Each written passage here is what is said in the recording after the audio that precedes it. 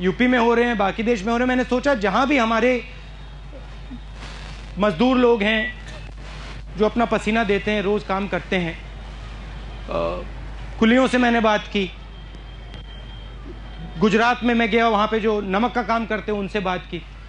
तो मैंने सोचा कि जो कमजोर लोग हैं उनकी भी सुननी चाहिए और उनसे समझना चाहिए कि भाई हम आपके लिए क्या कर सकते हैं। अंत में जो हमें राजनेता कहा जाता है, पॉलिटिशियन कहा जाता है, मगर हम आपके सिपाही हैं। सच्चाई ये है कि जो आपके सिपाही हैं वो आपके लिए आजकल इतना काम नहीं करते, मगर काम होना चाहिए सिपाही का। तो मैं यहाँ आपको, हाँ, ईमानदार सिपाही। तो दो तीन ईमानदारी की आपने बात कही, तो मैंने नमक के मजदूरों से बात कही वो मैं यहाँ कहना चाहता हूँ। देखिए, मच्छी मारों से भी मैंने यही बात बंबई में कही। देखिए, मेरे पास जादू की छड़ी नहीं है। लोग सोचते हैं कि भाई जादू की छड़ी है, नहीं है मेरे पास, ठीक है। पॉलिटिशियन के पास सिर्फ एक चीज होती है, वो है क्रेडिबिलिटी, उसका शब्द, और कुछ नहीं होता है। तो मैं आपको यहां झूठे वायदे नहीं करूंगा, मेरी आदत नहीं है, मुझे इंटरेस्ट नहीं है उसमें। और मैं जानता हूं, देखिए, मैंने राजनीति 2 दिन की नहीं करनी है, मैंने 10-15 साल की करनी है। तो मैं जानता हूं मैंने आपको झूठा वायदा यहां कर दिया तो अगली बार आऊंगा तो आप मुझे जूता मारोगे, तो मैं वो काम तो करने वाला नहीं हूं, ठीक है। तो वो तो मैं करूंगा नहीं, मगर मैं आपको ये कहना चाहता हूं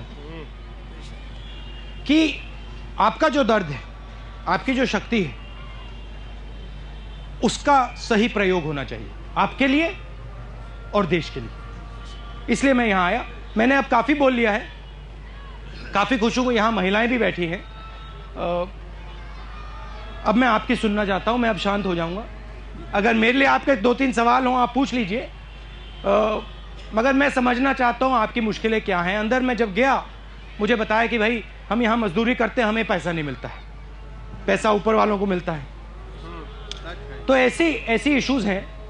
वहां पे गर्मी की बात उठाई, मतलब वहां मैं 2-3 मिनट खड़ा हुआ, पसीने निकलने शुरू हो गए। वहां पे वो बेचारा 24 घंटे साल भर काम करता है। तो ये जो आपकी मुश्किलें, जो आपका दर्द है, ये आप इसके बारे में आप मुझे बताइए।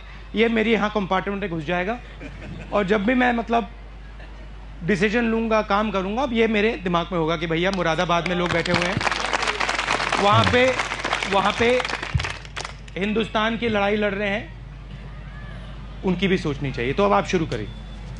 सर नहीं, 1 सेकंड भैया, मेरी आदत है। सबसे बुजुर्ग यहाँ कौन है? नबी जान जी। जो सबसे एक्सपीरियंस्ड है उनसे पहले पूछना चाहिए। वहां बैठ के बोलिए, या बैठ के या वहीं खड़े होके बोलिए। अस्सलाम वालेकुम। वालेकुम सलाम। मैं लंबी बात नहीं कहूँगा कि टाइम साहब के पास कब है, मैं इतना कहना भैया चाहूँगा। टाइम बहुत है मेरे पास, टाइम की कमी नहीं। आधे घंटे का ऐलान था। जब भी मैं जाता हूँ, जब भी आप राजनेताओं से बात करते हो ना, तो कहते भैया टाइम कम है मेरा। टाइम किसी का कम नहीं होता है। तो मैं ये कहना चाहूँगा कि यहाँ का मुरादाबाद का जो आर्टिजन है, मेहनत कश तो है ही, और अपनी मेहनत से दूसरे मुल्कों तक अपनी पहचान भी देता है। और ये भी कहना चाहूँगा कि आर्टिजन को जो फ़ायदा मिलना चाहिए था अब तक वो नहीं मिला। मैं अपना खुद कौमी एकता पे मनोग्राम बनाता था और आपके पिताजी को मैंने दिया था हिंदू मुस्लिम एकता पे। इसके अलावा मेरी 40 साल की 50 साल की जो तजर्बा है काम का, वो मैं कहना चाहूँगा कि इसमें जो आप मदद कर सकते हो, जो आपने देखा है, जो लोग सुझाव आपको देंगे, उसमें आपसे मैं अनुरोध करूँगा कि आप इनका पूरा ताउन करें। जय हिंद।